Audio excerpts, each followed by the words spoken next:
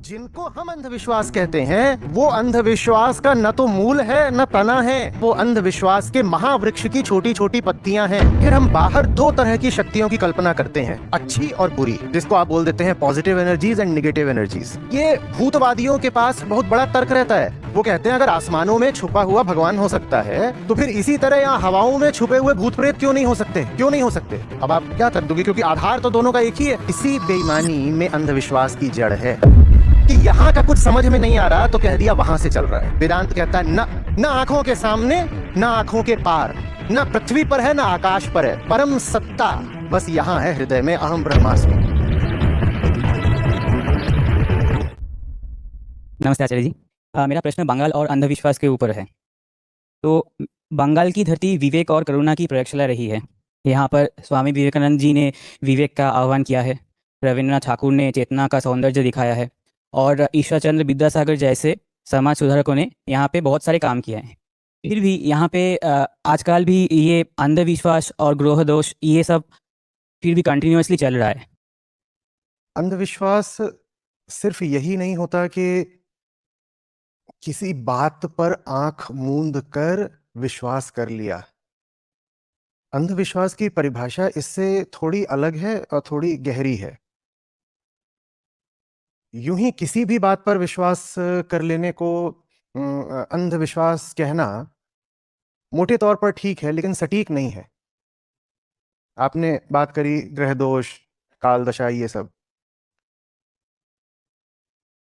तो हम कहते हैं कि ग्रहों से असर पड़ रहा है।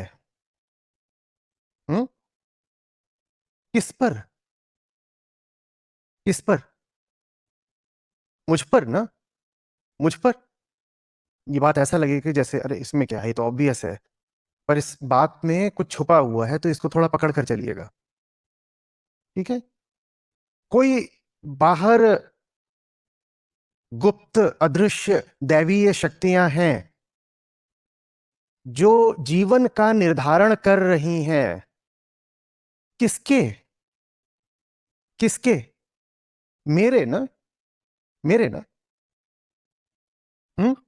कुछ पालूं, कुछ पालूं, कुछ अपने आप में जोड़ लूं। अपने आप में जोड़ने का प्रयास तो वही करता है ना जो अपने आप को अपूर्ण मानता है। ठीक, तो भीतर कोई बैठा हुआ है जो अपूर्ण है, और उसकी अपूर्णता की पुष्टि इस बात से होती है कि उसमें लगातार कामनाएं बनी रहती हैं, ये पालूं, ऐसा कर लूं। भय भी बना रहता है कि कहीं मेरा कोई नुकसान ना हो जाए। पूर्ण का तो कोई नुकसान होगा नहीं। कामना और भय दोनों यही बताते हैं कि मानने वाला खुद को छोटा मानता है, अधूरा मानता है। तो मैं हूं और मैं छोटा हूं और अधूरा हूं। दिए तले अंधेरा। तो वहीं से फिर यह मान्यता निकल कर आती है कि बाहर कोई है जो बड़ा है, पूरा है, श्रेष्ठ है, बलवान है। बाहर कोई तो होगा ना जो बड़ा होगा, पूरा होगा, श्रेष्ठ होगा, बलवान होगा। अब वो बाहर कौन है? बाहर वो कौन है? तो मुझे दिखाई देता है कि बाहर वाले तुलना में, अपेक्षितया, तो मुझसे ताकतवर हो सकते हैं, पर एकदम ताकतवर तो वो भी नहीं है। ठीक है, मेरे पास कम पैसा हो सकता है, किसी के पास ज्यादा हो सकता है। मुझे कम ज्ञान हो सकता है, किसी के पास ज्यादा हो सकता है। पर अनंत पैसा या अनंत ज्ञान, ये सब तो मुझे इनमें भी नहीं दिखाई देता। ये सब लोग कौन है? ये सब लोग कौन है? जो आंखों से दिखाई देते हैं। आंखों से जो कुछ भी दिखाई देता है, दुनिया की सबसे बड़ी इमारत भी कहीं जाकर रुक जाती है, अनंत तो नहीं होती। दुनिया का सबसे बड़ा सागर भी सीमाओं में कैद होता है, अनंत तो नहीं होता। तो अब मामला फंसा। मैं क्या हूं? छोटा, अल्प, अपूर्ण इत्यादि, मैं ये हूं। बाहर जितने हैं वो मुझसे बड़े हैं, कुछ मुझसे छोटे भी हो सकते हैं, पर मामला बस तुलना का है। कोई मुझसे थोड़ा बड़ा है, कोई मुझसे थोड़ा छोटा है। तो फिर वो कौन है जो मेरी और इन सबकी जिंदगियों को चला रहा है? अब यहां कल्पना शुरू हो जाती है। अब कल्पना की जाती है किसी अदृश्य शक्ति की, क्योंकि जो कुछ दृश्य है वो तो मुझे दिख रहा है कि सीमित है। इतनी बुद्धि मुझ में है कि जो कुछ भी दृश्य है, दृश्यमान है, विजिबल है, वो तो सीमित है। भले ही मुझसे बड़ा हो, पर फिर भी सीमित है। जैसे हमारे पास दो चीजें होती हैं, कामना और भय, वैसे ही फिर हम बाहर दो तरह की शक्तियों की कल्पना करते हैं, अच्छी और बुरी, जिसको आप बोल देते हैं positive energies and negative energies. उनका संबंध कामना और भय से है। जो आपकी कामना पूरी करती हो उस शक्ति की आप कल्पना कर लेते हैं कि सकारात्मक शक्ति है, पॉजिटिव एनर्जी है। और जिससे आपको भय लगता हो, जो आपकी कामना तोड़ती हो, जो आपके सुखों पर घात करती हो, ऐसी शक्ति की आप कल्पना कर लेते हैं, कहते हैं कि ये नकारात्मक ऊर्जा है, नेगेटिव एनर्जी है। समझ में आ रही है बात? सारा अंधविश्वास इसी द्वैत से शुरू होता है, मैं और मेरा रचयिता। और इन दोनों में भी जो पहला अंधविश्वास है वो है मैं। तो अंधविश्वास बस यही नहीं है कि कोई कहे कि साहब बाहर निकलते वक्त दही चाट लोगे तो शुभ हो जाएगा, ये अंधविश्वास है। नहीं नहीं नहीं, वो अंधविश्वास की सतह मात्र है। अंधविश्वास बस यही नहीं है कि फलाने पेड़ के 4 चक्कर लगाने से घर में समृद्धि आ जाएगी, वो भी अंधविश्वास की सतह मात्र है। मूल अंधविश्वास है अहंकार।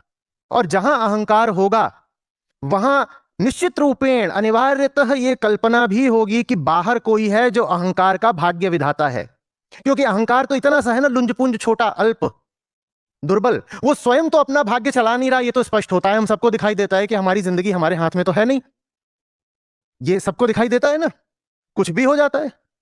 तो फिर हमें यह प्रश्न उठता है कि कौन बैठा है बाहर जो हमारी जिंदगियों को चला रहा है। वहां से फिर कल्पना उठती है कि कुछ दैवीय शक्तियां हैं और कुछ दानवीय शक्तियां हैं, कुछ सहायक शक्तियां हैं और कुछ भयावह शक्तियां हैं। यह है अंधविश्वास। प्रथम अंधविश्वास है अहंकार, दूसरा अंधविश्वास है अहंकार का रचयिता, और फिर उसके आगे टर्शियरी अंधविश्वास है, बाकी वो सब जिनको हम अंधविश्वास के नाम से जानते हैं। जिनको हम अंधविश्वास कहते हैं वो अंधविश्वास का न तो मूल है न तना है, वो तो अंधविश्वास की पत्तियां हैं। पहले मूल आएगा, फिर तना आएगा, फिर शाखा आएगी, फिर प्रशाखा आएगी, फिर पत्ती आती है ना। प्राइमरी, सेकेंडरी, टर्शियरी, उसके आगे फिर पैरा टर्शियरी। हम जिसको अंधविश्वास के रूप में एक्नॉलेज करते हैं, अभिस्वीकृति देते हैं कि अच्छा ये अंधविश्वास है, बिल्ली रास्ता काट गई, कुछ अशुभ हो जाएगा, इसको हम कह देते हैं कि ये अंधविश्वास है। और ये अंधविश्वास बचा रह जाता है। बचा इसीलिए रह जाता है क्योंकि पत्ती तोड़ने से पेड़ नहीं हटेगा। हम जिन बातों को अंधविश्वास बोलते हैं वो अंधविश्वास के महावृक्ष की छोटी छोटी पत्तियां हैं। इतना बड़ा पेड़ है, उसमें से वो पत्तियां आप हटा दोगे, पेड़ का कुछ नहीं बिगड़ता। अंधविश्वास के पेड़ की जड़ है अहंता। अहंता, जिसको आप बोलोगे जीव या जीवात्मा। जीवात्मा प्रथम अंधविश्वास है, उसी जीवात्मा को अहंकार कहते हैं। भीतर कुछ है, भीतर कुछ है, मैं कोई हूं, मेरी इस शरीर से भिन्न भी कोई विशिष्ट सत्ता है। यह है मूल प्रथम अंधविश्वास। इसको समझिए अच्छे से। और जब तक यह अंधविश्वास रहेगा तब तक आगे जितनी अंधविश्वास की धारा बहेगी आप उसको नहीं रोक सकते। ठीक वैसे जैसे जब तक गंगोत्री है तो गंगा बहेंगी, जब तक जड़ बची हुई है तो वृक्ष बार बार खड़ा होगा। अंधविश्वास के वृक्ष की जड़ में बैठा है अहंकार या जीवात्मा। आप ये नहीं कर पाओगे कि मानते भी हो कि भीतर कोई जीव है या जीवात्मा है और साथ ही साथ कह दो कि मैं तो बहुत आधुनिक हूं, तरक्की पसंद हूं, वैज्ञानिक और तार्किक सोच रखता हूं, रेशनल हूं, मैं अंधविश्वास नहीं मानता। अंधविश्वास नहीं मानते, पर ये तो मानते हो ना कि मृत्यु के बाद शरीर से कुछ निकलता है। इस तरह की बातें भी करते हो कि अरे तुमने मुझे धोखा दे दिया, मेरी आत्मा को चोट लग गई। तो तुम कैसे कह सकते हो कि तुम अंधविश्वासी नहीं हो? अंधविश्वास जहां से शुरू होता है वो चीज तो तुमने पकड़ रखी है। क्या नाम है उस चीज का? जीवात्मा। जीवात्मा, जीवात्मा के बारे में विशिष्ट बात यह है कि वो अपने आप को शरीर से भिन्न भी कुछ मानती है। वो अहंकार से भी ज्यादा खतरनाक कॉन्सेप्ट है, क्योंकि अहंकार तो मात्र यह कहता है कि शरीर के माध्यम से मैं बोल रहा हूं, मेरा शरीर, मेरा हाथ। अहंकार इतना ही बोलता है। जीवात्मा और ज्यादा विशैला सिद्धांत है, क्योंकि वो कहता है शरीर न भी रहे मैं तो भी हूं, मैं डिसएम्बॉडीड उड़ता हूं। वही जीवात्मा तो फिर भूत है ना, जो डिसएम्बॉडीड उड़े, कि शरीर नहीं है पर मैं हूं। अहंकार तो फिर भी यह कहता है कि मैं शरीर का स्वामी हूं, मैं शरीर के मध्य बैठा करता हूं। तो अहंकार अगर सांपनाथ है तो जीवात्मा नागनाथ है। कम से कम मुर्दा मैं तो नहीं बोलेगा, मुर्दा मैं नहीं बोलता, पर जीवात्मा का सिद्धांत कहता है कि शरीर मुर्दा हो भी जाए तो भी जीवात्मा है। शरीर के मरते ही मैं तो बंद हो जाता है ना, शरीर समाप्त तो मैं समाप्त, कोई मैं नहीं बोलता मुर्दा। शरीर समाप्त तो मैं समाप्त, पर शरीर समाप्त तो जीवात्मा नहीं समाप्त। हमारी मान्यता कहती है शरीर समाप्त भी हो गया तो भी अभी जीवात्मा निकलेगी, परमात्मा के चरणों में जाएगी, नदियां पार करेगी और ये होगा और वो होगा। और अगर पापी जीवात्मा है तो उसको सजा मिलेगी, अगर पुण्य उसने संचित किए हैं तो उसको स्वर्ग मिलेगा, अगला बढ़िया जन्म मिलेगा। ये मूल अंधविश्वास है, ये मूल अंधविश्वास है। कुछ बातें मनुष्य की तर्क क्षमता से बाहर की होती हैं, ये सब सुना है आपने? इस तरह के बहुत घूम रहे होते हैं बड़े अनुभवी लोग, विशेषकर बाबा जी प्रकार के। वो कुछ बोलें और आप उनसे कहें कि समझाओ, तो कहेंगे हर चीज समझी नहीं जा सकती, इसको बस मान लो चुपचाप। ये हक उन्हें हमने ही दिया है, हमारी मान्यता ने ही उनको ये हक दे दिया है। हमारी ही मान्यता है ना कि हमारी किस्मत को आसमानों से चलाया जा रहा है, कि जीवात्मा